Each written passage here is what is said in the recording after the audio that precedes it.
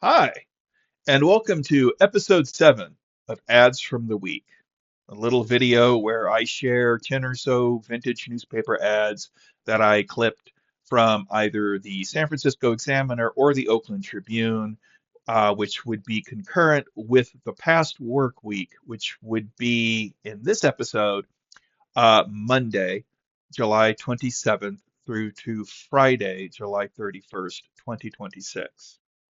So let's start our journey in the Wayback Machine, shall we? The first stop will be July 27th, 1948.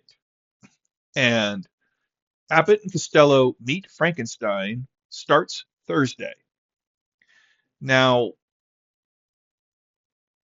as baffling in retrospect as it might seem to share, it appears, according to some of the trivia I've read, that Lou Costello was adamant about not wanting to do this film. It was Bud that talked him into it. That coupled with a very hefty increase in salary, as well as the hiring of a trusted director to helm the project, uh,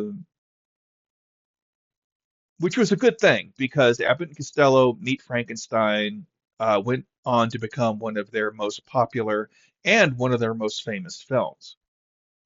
Interestingly enough, I think I also read that neither Abbott or Costello particularly cared for the finished film, but it revitalized their careers and it helped bring the monsters back into the cultural awareness, the Universal monsters, and they made a couple of more films in the 50s with there was Meet the Invisible Man, Meet the Mummy.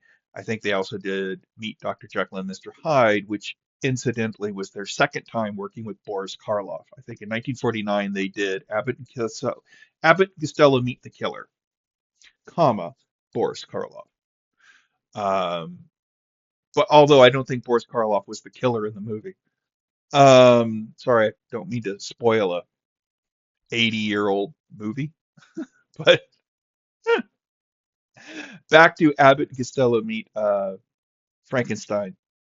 I like that they brought Bela Lugosi back to play Dracula. This was also, incidentally, the last movie that Lugosi made with a Hollywood studio. Everything he did after this was basically for, Independence or Ed Wood or, you know, uh, grindhouse exploitation filmmakers, which is sad.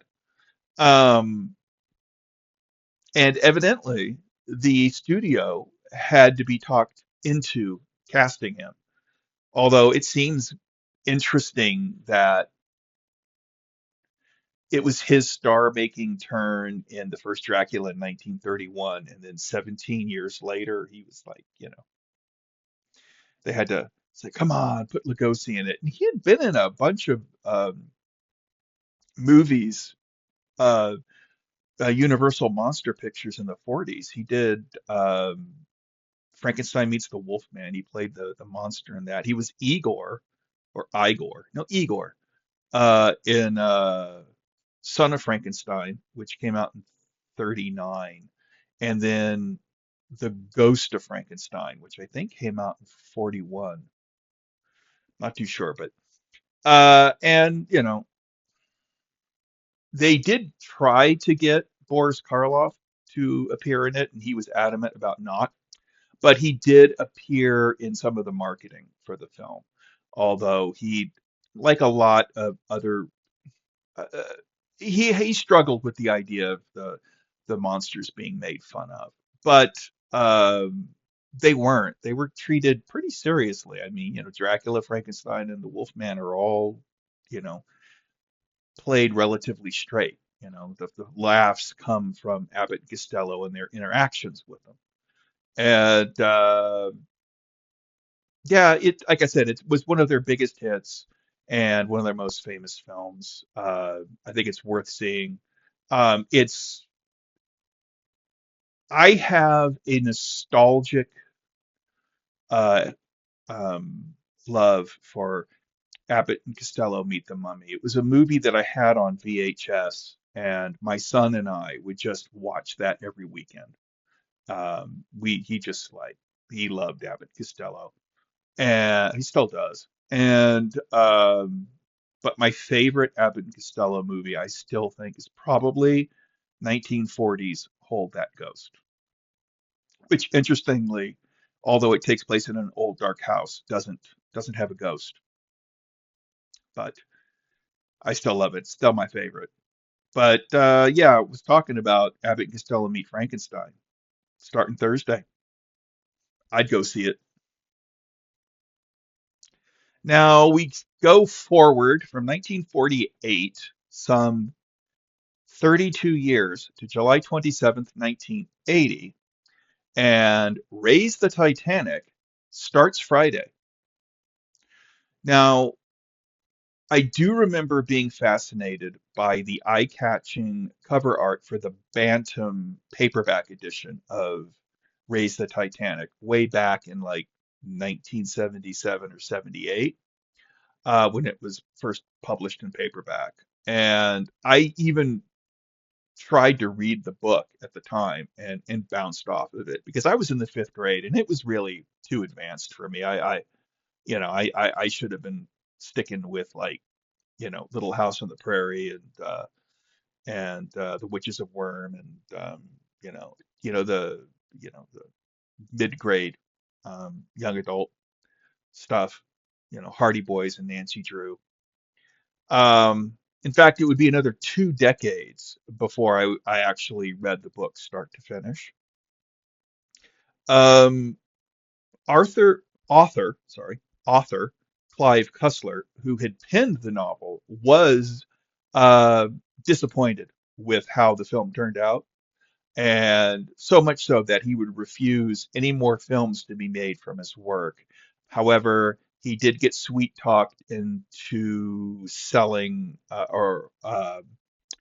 of doing it one more time with the film Sahara, which was released in 2005, and that movie went over budget and was box office underperformer. But that was also left a very bitter taste in his mouth. It's very unlikely that there'll ever be another Dirk Pitt movie adventure. Although Cussler has passed, and it's probably not. When the paperback edition of Pacific Vortex, which was technically the first Dirk Pitt novel uh, Cussler wrote, but he didn't get published until I think like 1983 or something.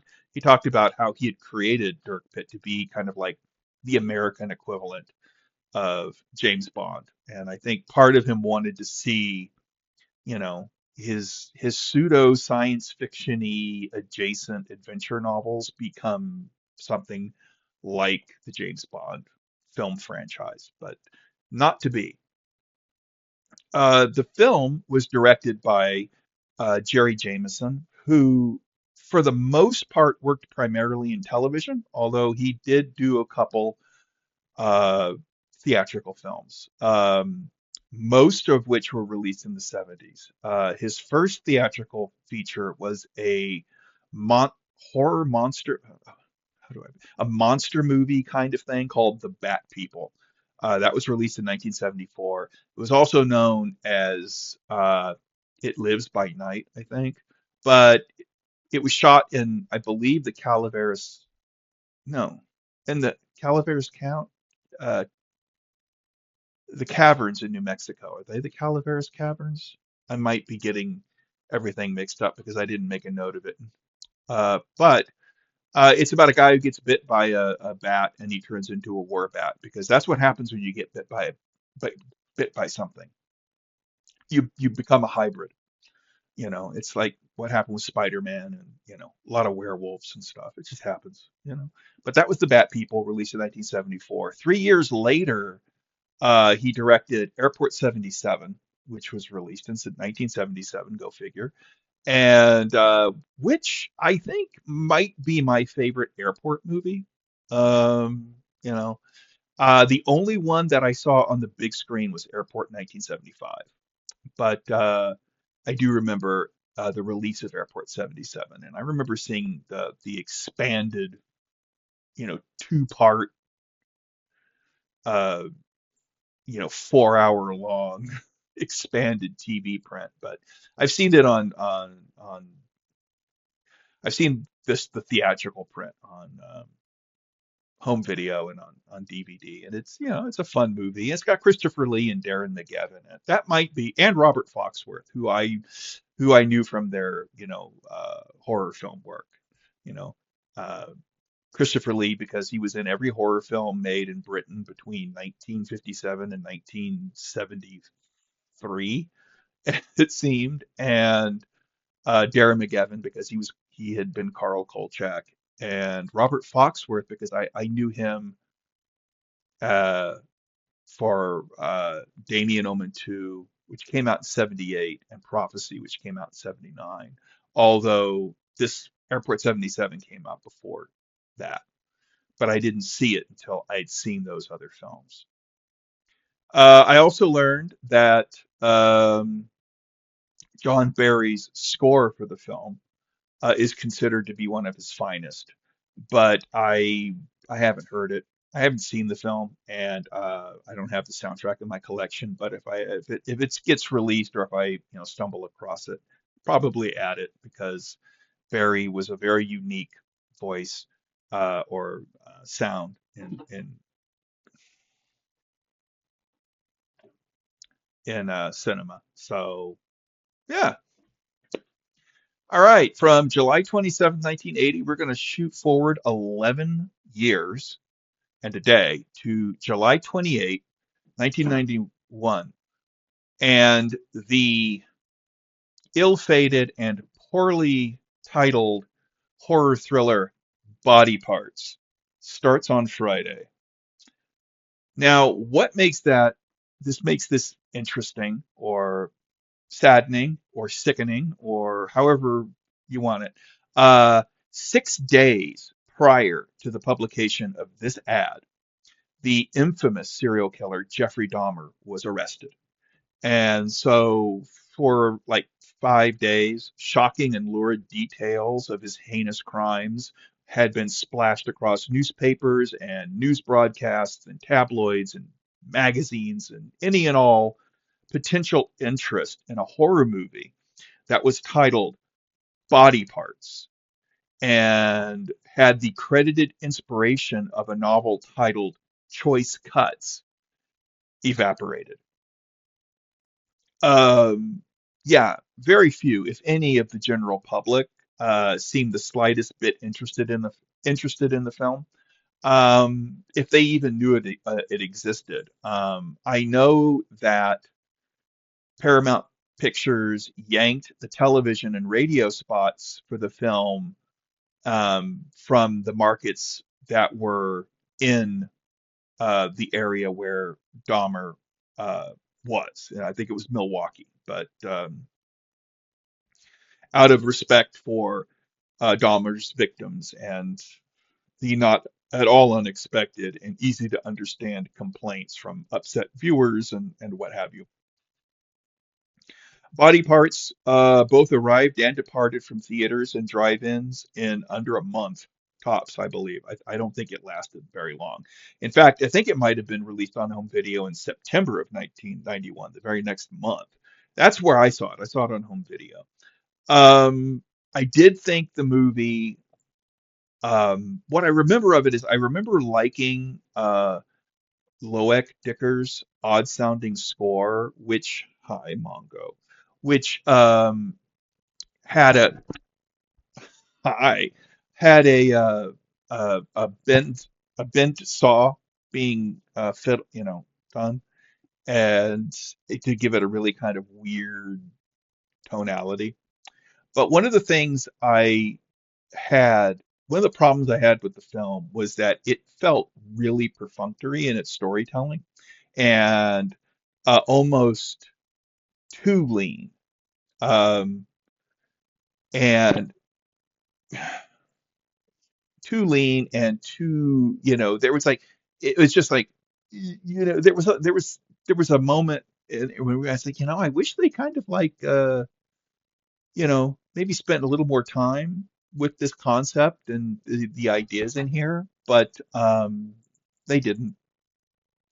I do think the film has a really bonkers and logic-defying action sequence that involves a passenger in one car, who was Jeff Fahey's character, getting handcuffed to the R his hand his he gets handcuffed to the driver of another car, and there's this high speed chase with them handcuffed together, and the cars are like flying all over the place doing all this stuff, and I'm like, wouldn't their arms get ripped off? Somebody would have lost an arm. I don't think the laws of physics apply here, but it's a really great scene. You could probably find it on uh, YouTube if you don't want to watch the movie. But it is, in retrospect, or it's an oddball, an entertaining oddball of a movie that, and it might be something of a minor cult classic because Eric Red did write The Hitcher, and he also made a werewolf movie called Bad Moon that I think came out later in the 90s. More on that later, but when I find the ad for that. But that's Body Parts, and um, yeah, it could be Meteor, but yeah, not that. Yeah, definitely, definitely a memorable viewing experience. So from 1991, we're going to shoot back 75 years. It looks to July 28th, 1926.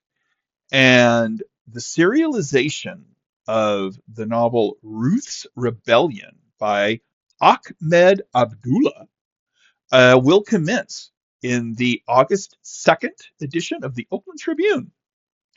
Now, how factual Abdullah's biographical data may or may not be is up for debate, but it is a pretty wild ride uh, that does not seem all that different from the crime, mystery, and adventure novels that he was best known for. Ruth's Rebellion seems to have been a departure from his usual fare, and one that wasn't received all that favorably, at least by the New York Times. I found a review of it that was published on June 5th, 1927, when the book was when it was published in book form and not serialized. It goes, some of the choice comments made were like, the meanest literary hack could have could have produced this book, which reads more like a scenario than a novel. Hmm. And then there's this particularly blistering observation. This is pretty feeble stuff coming from an author of established reputation. It is written in the best impressionistic manner. Sentences without verbs, snatches of dialogue, paragraphs a line long, and plenty of dashes and dots. Mr. Abdullah would do much better to stick to the land of caravans and Afghan princesses. Um, Abdullah had stories and novels published in Argosy, All Story Magazine, and Blue Book, to name a few, and even worked on the screenplays for some Academy Award nominated films, namely 1927's Chang, A Drama of the Wilderness, and 1935's The Lives of Bengal Lancer. His real name may have been Alexander Romanov, or maybe not. I don't know. Like I said, he might have been a bit of there might have been a bit of Baron Munchausen to him, but he died of a heart attack at the age of 64 in May of 1945. And yeah, so we're going to shoot forward now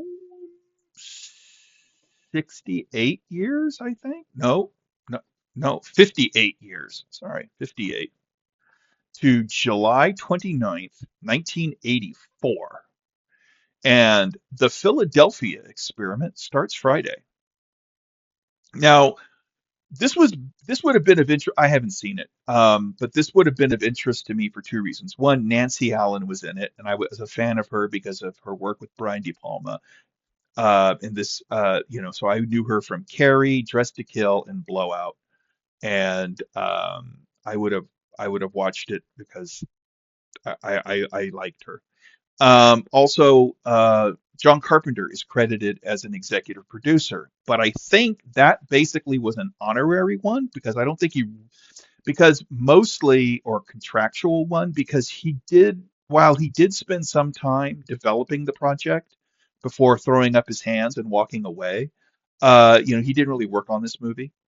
I think his stated purpose was that it had a great opening and it had a pretty interesting first act, but he just couldn't come up with a third act that satisfied him to end the picture. So, he walked away.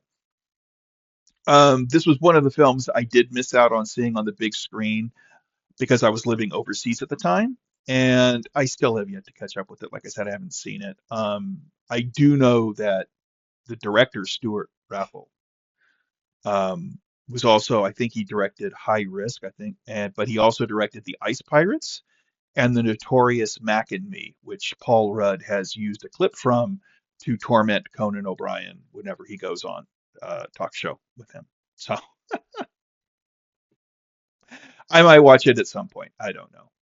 But I did remember when I saw Stranger Things, the first Shadow on they opened with the Philadelphia experiment, and they tie the lore of the urban legend of that teleportation experiment. They tie it into the mythos of Stranger Things, which I thought was pretty cool. I'm like, that's a nice trick.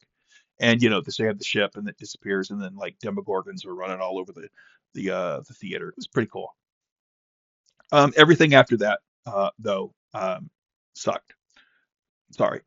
Okay, now we're going to go back 63 years to July 29th, 1921, and strap in because this is going to be a little bit involved. It's an ad for the August 1921 issue of Cosmopolitan magazine.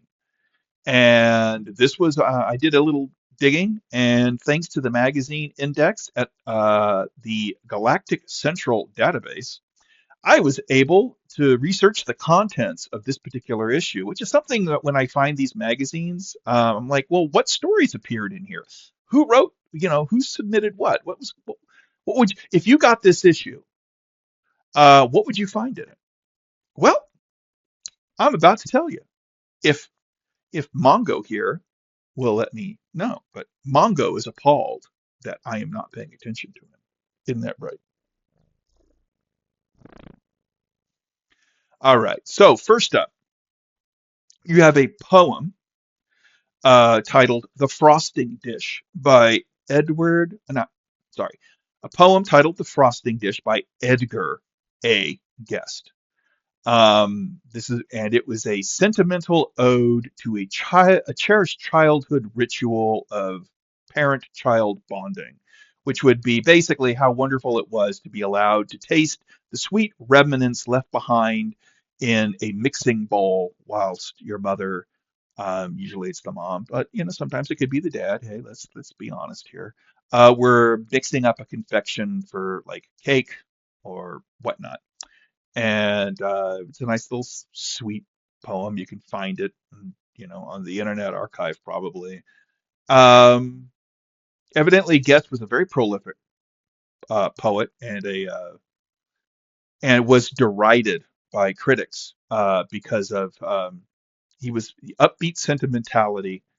But that upbeat sentimentality also made him very, very popular with readers. So I'm sure that he cried himself all the way to the bank with the bad reviews from the snobby critics. Next up, you have a short story called She Walks in Beauty, which is what this ad actually hypes the inclusion of. And this is evidently a short story detailing an upper middle class Jewish widow who lives in Manhattan and her struggle with morphine addiction. It was republished in Hearst's famous 1922 anthology, the vertical city. And the name Fanny Hurst evidently popped up in a lot of like, you know, literary collections and whatnot. She was quite the important writer of the day. Next up, we have Jolly Roger of the Forests by James Oliver Curwood. And this is a story in a series of interconnected short stories about a lovable outlaw hiding out in the wilderness of northern Canada. These stories were collected and published as a novel titled The Country Beyond in 1922. Then we have Kelly of Charles Street by Royal Brown, and that's all I know. Then we have Alias the Lone Wolf by Louis Joseph Vance, which is part 5 of 6 of a serialization of what appears to be the third novel in a series detailing the exploits of a gentleman thief and adventurer.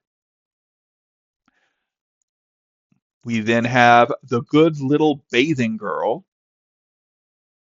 by Frank R. Adams. There was no information about this story, but Adams did have a long and storied career as a novelist, playwright, screenwriter, and songwriter. The ad here implies the story is about a girl wondering why somebody made her fall in love. One can hope this is not a situation similar to this year's horror sensation, Obsession. Then there is Flash Malloy by James Hopper.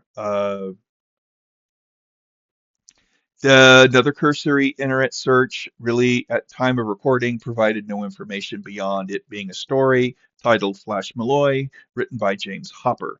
But the ad implies that it is about a ball player that is tired of being run by a woman named Mabel. I don't know what any of that means. Now we have a really interesting one called The Flower of the Flock by Jay Gelser. And when I was doing the research for this, I actually stumbled on a website called The Illustrated Gallery, which had a listing for what looked to be the actual oil on canvas painting that was used to illustrate this story's appearance in the August 1921 issue of Cosmopolitan. On that website, the story is described as being that of a Kentucky mountain mother and the price she paid that her son might find the romance she had been denied. This ad also says there is the brutal hate of 6 bad men to be brave for the love of Essie. So are these 6 brutal hating bad men? Are they family or suitors? No idea. The Coward by Ben Ames Williams. It's a short story that would later be reprinted in Williams' 1923 collection of stories, Thrifty Stock and Other Stories. And that's all I know. The Empty Sack by Basil King, part 6 of 8, and a serialization of a novel that, for the most part, appears to detail the struggles of a middle-aged bank clerk that loses his job in the name of corporate efficiency. But I think there's a broader range of characters and tragedies and tribulations in the book. Then we have The Man Who Wouldn't Be Told by Hallworthy Hall, a short story written um, by us under the pseudonym of Hallworthy Hall by someone named Harold Everett Porter. While I did find some information about other work by Porter, I found nothing about this particular yarn. Um, yeah. And then we have The Pride of Palomar by Peter B. Kine. This is part 8 of 9 of a novel a serialized novel. And this one appears to be about a World War I vet's struggle to save his family's financially struggling California ranch from land speculators. So there you go. And then the final story in the issue is one called Altar Fires by Dana Gatlin. And again, this was another cursory search that ended in a dead end. Uh, so, but that's what you found in that issue. Now we're going to jump forward. Let's see.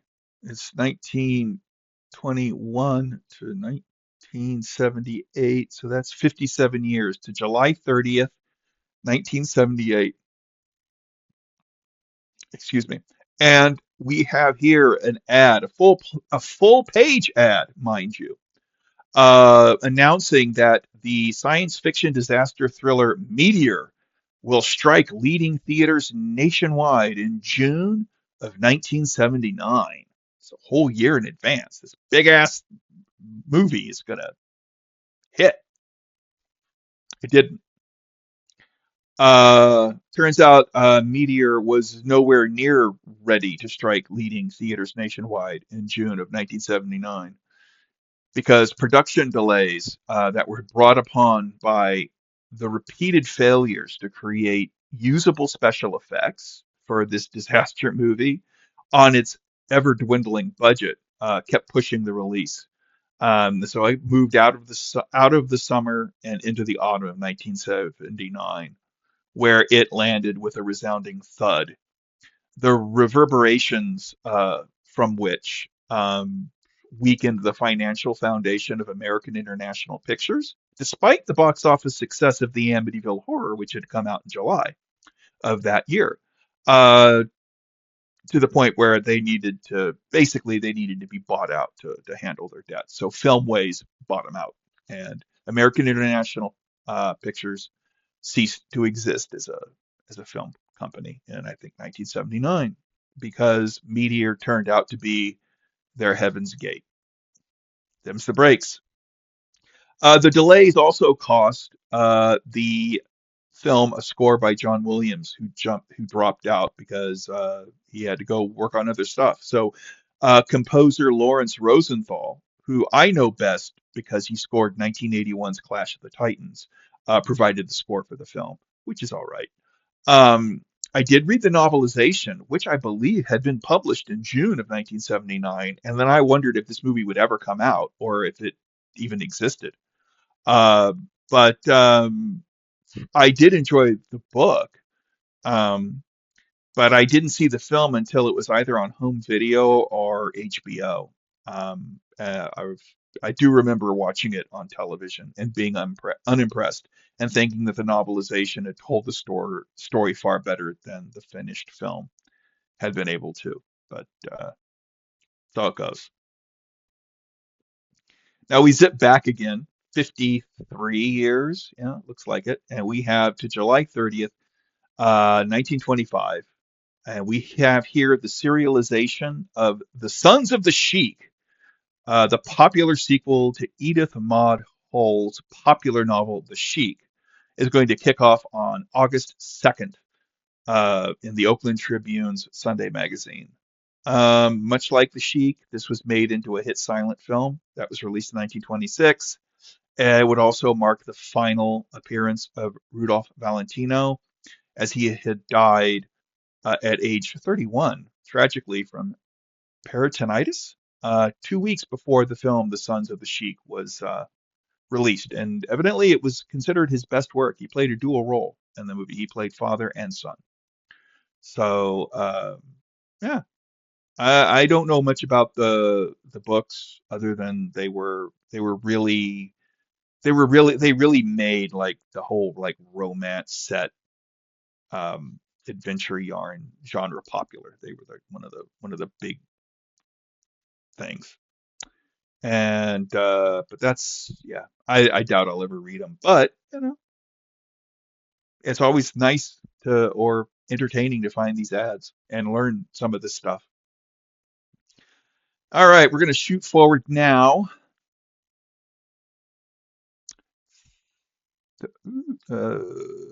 48 years, I think. Yeah, 40, 48. No, yeah, 48 years. Sorry. I just having trouble with the math here. To July 31st, 1973.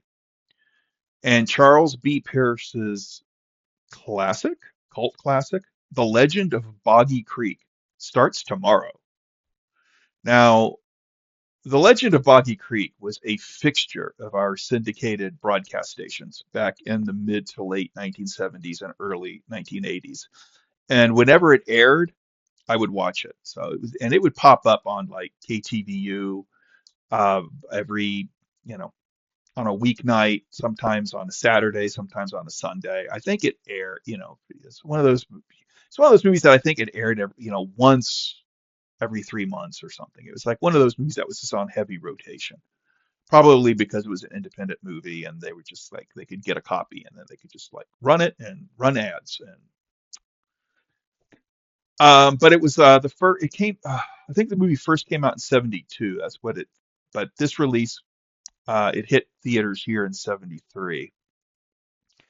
And it was the first or one of the earliest one of a plethora of movies, books, magazines, comics, television specials, and as the case with this, purported documentaries about a Bigfoot creature or its many cryptozoological brethren that saturated the pop culture landscape of the aforementioned mid to late 1970s and early 1980s. It got so much so that it seemed that if, I were to throw a rock between any two random trees at any given location, there was no way that it would not hit a Sasquatch in the forehead. I mean, they just seem to be everywhere. I mean, $6 million man. I mean, in search of. I mean, it's just they were everywhere. It was just Sasquatch all the way down. Um, Although I was raised and have spent almost my entire life in California, I was born in Arkansas. And my parents would take my brother and I back to visit friends and family in Arkansas every few years, and which proved and provided interesting and informative experiences and cultural differences to me. But I was also kind of like one year I realized, oh wait, we're in El Dorado, Arkansas. I wonder where Fouke is. And I asked my dad if it were at all possible to visit Fouke, just to see if we could go to like where the famous or infamous, to me at least, Boggy Creek creature was supposed to reside. And I'd never forget that my dad just rolled his eyes and told me we were not going to waste an entire day driving to and from Fouke because, well, and I quote, that damn fool made the whole thing up, unquote. So making a visit or a pilgrimage to Fouke, Arkansas, while that still tickles my monster kid fancy, I think doing so may have been a ship which has already set sail, struck a reality iceberg, and sunk. So it goes. But I can still dream, right? And you know what? I have this here passport to the presidential libraries that goes up to George W. Bush because I got it in 2018, I think. Um, and when we visited the John F. Kennedy Library in Boston, and you can see I got the little stamp there. And who knows? I mean, I might, because of the way my brain works, I might make a special trip to Little Rock to just so I can get the William Jefferson Clinton uh, Presidential Library stamped. And who knows? And maybe I'll swing by Fouke and stop by the little museum slash convenience store they have there. I know that Joe Bob Briggs and Darcy the Mail Girl uh, went there. They did a special trip. So who knows? Maybe I'll do one. What again? One can dream and hope, right? That's what keeps us going. Now, I my note here for this last entry, which is, let's see, 40, not, no, 40, no, let's see,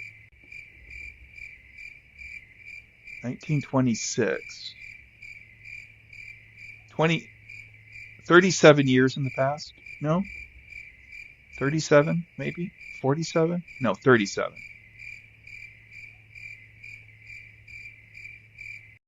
27? July 31st, 1926. I'm just not going to embarrass myself anymore. And here we have one of my big notes on here is WTAF,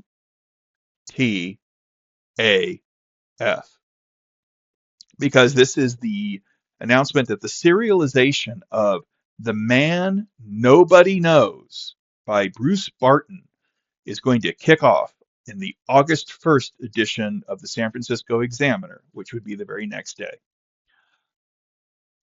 And okay, I will admit that I have a morbid curiosity about this thing, but there's no way in hell I'm going to dignify it with my attention. But it was a best-selling work of nonfiction at the time that dared to present Jesus Christ, who many believe, to be God incarnate, the whole like, Savior and everything, it's like a religious figure of renown presented Christ as, quote, the founder of modern business, unquote, and, quote, the world's greatest business executive, unquote. What was really interesting about this was that Barton seemed to have characterized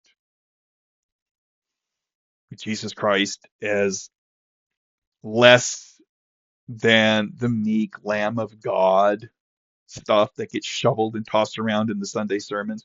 Presented him less as that kind of like, sacrificial figure and more of a strong, outdoorsy man who just didn't take guff and like, you know, and was the creator, and I'm not kidding here, was the creator of a world conquering organization that began with a group of 12 men he handpicked from the bottom ranks of business.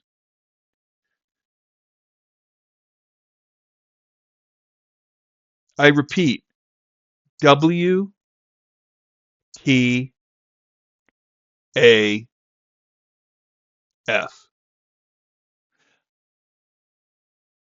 But the popularity of this book in the Protestant area probably really kind of like explains a lot in how the prosperity gospel and all of these other things that have spread throughout American Christianity. But yeah, it leaves me speechless and pondering. Yeah, I just don't really have much to say about the. I'm flabbergasted. To quote Janine Garofalo, my gast is truly flabbered with this. I was like, what the uh? So on that speechless note of just confusion, and I think you can still find The Man Nobody Knows by Bruce Barton available at bookstores or probably at the Internet Archive or in Project Gutenberg. But I mean, uh, I'm sure that there are theologians out there that would have some pretty incisive things to say about this and its placement in the evolution of certain church philosophies and what in this. But I'm not a theologically inclined individual. Uh, just don't. I not my area. So I will leave that to people who know far more about it than I do. And yeah, you know what? Let's just go and let's just pull the plug here. And with my speechless, like, oh my God, how do I? How do I close this with that? How do I go from this to thank you for joining me on this brief journey down memory lane in my Wayback Machine? And until next time, let's all try and have some fun, okay? Bye!